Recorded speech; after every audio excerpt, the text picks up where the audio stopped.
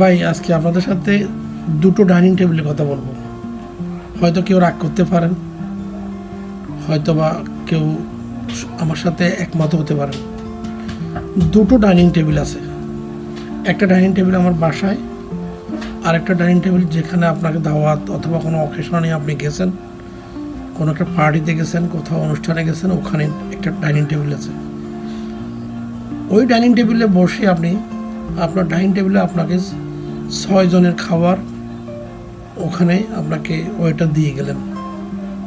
আপনি ইচ্ছে মতো মনের মাধুরী মিশিয়ে আপনার প্লেটটা আপনি সাজিয়ে নিলেন, যা খেতে পারবেন তার থেকে আরও বেশি নিলেন। বাকি 5 জনের কথা আপনি বেমালুম ভুলেই গেছেন যে এখানে আরও 5 জন আছেন, বা আপনার খাবারটা আপনি নিলেন। নেওয়ার পরে আপনি বাকি প্লেটগুলো ছেড়ে দিয়ে আপনারটা খেতে বসলেন।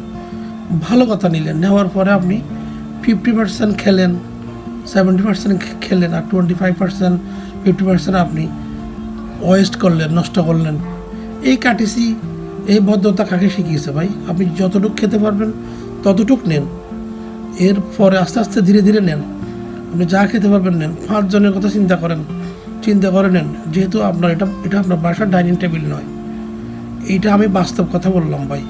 হয়তো আপনাদের অনেকে রাগ হতে পারে, রাগের কিছু নেই ভাই। যারা এই ধরনের কাজগুলো করে তারা হয়তো রাগ করতে পারেন। ওকে, সালামু আলাইকুম।